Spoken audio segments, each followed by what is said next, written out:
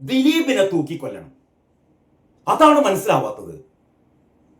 എന്തിന് ഒരു കോടതി, ഈ നമ്മുടെ നാട്ടില് കോടതിയിലെ വിധി പ്രഖ്യാപനത്തെ നമുക്ക് വിമർശിക്കാം, അല്ലെ?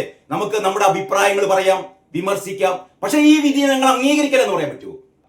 അങ്ങനെ പറഞ്ഞു കഴിഞ്ഞാൽ പിന്നെ നിയമ സംവിധാനമില്ലല്ലോ, പിന്നെ നാട്ടിൽ അരാജകത്വമല്ലേ? കോടതിയാണ് വിധി കൽപ്പിക്കേണ്ടത്. കോടതി വിധി കൽപ്പിച്ചിരിക്കുന്നു, ദിലീപ് നിരപരാധിയാണ്. അപ്പോഴും ഇവിടെ ഒരു വിഭാഗം ഫെമിനിസ്റ്റുകളും ഒരു വിഭാഗം എന്താ പറയാ തീവ്ര ഇടതുപക്ഷ ചിന്തകരും CPM-കാരും മുഖ്യമന്ത്രി മുതൽ അങ്ങോട്ടുള്ള എല്ലാ ആൾക്കാരും, മേലേക്കും താഴേക്കുമുള്ള ആൾക്കാരൊക്കെ പറയുകയാണ് ദിലീപിനെ അനുകൂലിക്കാൻ പാടില്ല, ദിലീപിനൊപ്പം എന്ന് പറയാൻ പാടില്ല. ഞാൻ അമ്പരന്ന് പോയത് അടൂർ പ്രകാശ്, അല്ലേ? അടൂർ പ്രകാശ് ഈ വിധിയെ തുടർന്ന് പ്രതികരണം ആരാഞ്ഞപ്പോ പറഞ്ഞു, ഞങ്ങൾ അതിജീവിതയോടൊപ്പമാണ്.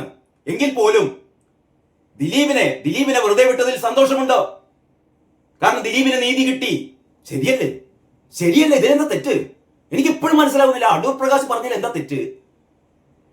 അടൂർ പ്രകാശ് ഞാൻ അതിജീവിതക്ക് എതിരാണെന്നൊന്നും പറഞ്ഞിട്ടില്ലല്ലോ. അതിജീവിതക്കെതിരാണ് എന്നോ അതിജീവിതക്ക് ഇത്തരത്തിലുള്ള മഹാപാതകം നടന്നിട്ടില്ല എന്നോ ഒന്നും അടൂർ പ്രകാശ് പറഞ്ഞിട്ടില്ല. അടൂർ പ്രകാശ് പറഞ്ഞത് വളരെ കൃത്യമായി അതിജീവിതക്കൊപ്പമാണ്. അതിന് കൂടെ തന്നെ പറഞ്ഞു ദിലീപിനൊപ്പമാണ്, ദിലീപിന് നീതി കിട്ടി. അടൂർ പ്രകാശ് പറയണ്ടേ? നമ്മളെല്ലാവരും പറയണ്ടേ ദിലീപിന് നീതി കിട്ടിയില്ലേ? ദിലീപിനെ കോടതി ശിക്ഷിച്ചില്ലല്ലോ. ഇവിടെ കഴിഞ്ഞ 8 വർഷമായി സമാന്തരമായ ഒരു വിചാരണ നടക്കുകയാണ്, അല്ലെ? റിപ്പോർട്ടർ ടിവിയുടെ നേതൃത്വത്തിൽ അന്നത്തെ നികേഷ് കുമാറിന്റെ നേതൃത്വത്തിൽ ഇവിടെ കുറ്റവിചാരണ. ആ വിചാരണയിൽ അവർ വിധി കൽപ്പിക്കുന്നു ദിലീപിനെ തൂക്കിക്കൊല്ലണം. ഇത് മാധ്യമങ്ങളല്ലല്ലോ. മാധ്യമങ്ങൾ ചർച്ച ചെയ്തോട്ടെ, കാര്യങ്ങൾ ചർച്ച ചെയ്തോട്ടെ. പക്ഷെ വിധി കൽപ്പിക്കാൻ മാധ്യമങ്ങൾ, പിന്നെ ഇവിടെ കോടതികൾ വേണം. ഇവിടെ കോടതികൾ എന്ന് പറയുന്ന നിയമ സംവിധാനം വേണോ? ഇവിടെ റിപ്പോർട്ടർ ടിവിയും അതിലെ ജഡ്ജിയായി നികേഷ് കുമാറിനെ നിയമിച്ച പോലെ വളരെ എളുപ്പമല്ലേ? വേണമെങ്കിൽ പോട്ടെ, നികേഷ് കുമാർ ഇല്ലെങ്കിൽ ഭാഗ്യലക്ഷ്മിയും നികേഷ് കുമാറും തീരുമാനിക്കുകയാണ്. എന്താണ് തീരുമാനിക്കുന്നത്? ഇതില് പൾസർ സുനി വേണ്ട, പൾസർ സുനിയെ ഒക്കെ നമുക്ക് മോചിപ്പിക്കാം. പൾസർ സുനി ഇല്ല, ഈ പറയുന്ന ആറ് പ്രതികളും ഇല്ല, ഒരൊറ്റ പ്രതിയേ ഉള്ളൂ. ആരാണ്? ദിലീപിനെ തൂക്കിലേറ്റാം. കഴിഞ്ഞു, എല്ലാവരും ഹാപ്പിയായി. ഭാഗ്യലക്ഷ്മി ഹാപ്പിയായി, നികേഷ് കുമാർ ഹാപ്പിയായി, റിപ്പോർട്ടർ ടിവി ഹാപ്പിയായി. ഡോക്ടർ അരുൺ കുമാർ എന്ന് പറയുന്ന ഏറ്റവും വലിയ കേരളത്തിലെ ലോകത്തിൽ തന്നെ ഏറ്റവും വലിയ മാധ്യമ സിംഹം, അല്ലെ?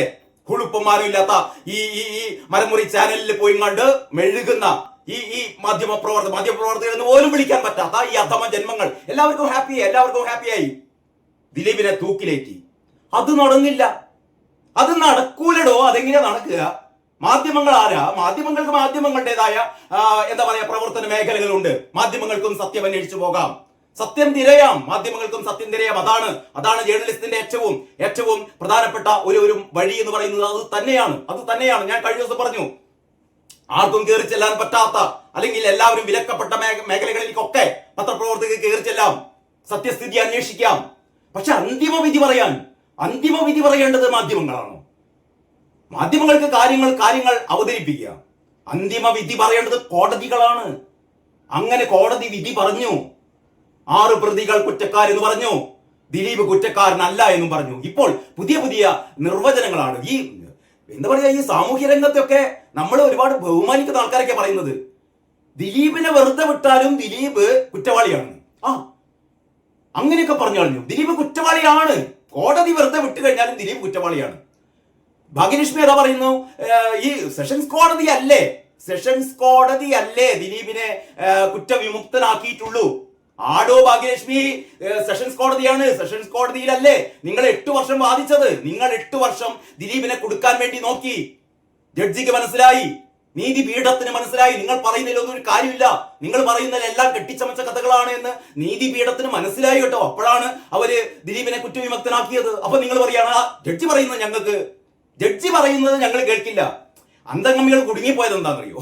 അന്തംഗമ്മികളാകെ കുടുങ്ങിപ്പോയത് ഈ ജഡ്ജി ഹണിയം വർഗീസ് എന്ന് പറയുന്നത് നമ്മുടെ തൃശ്ശൂരിലെ CPM-ന്റെ മുൻ ജില്ലാ സെക്രട്ടറി നമ്മുടെ വർഗീസ് ഏട്ടന്റെ മോളാണ്. MM വർഗീസ് എന്ന് പറയുന്ന ഏറ്റവും സംശുദ്ധനായ CPM സഖാവിന്റെ മകളാണ് ഹണിയം വർഗീസ്.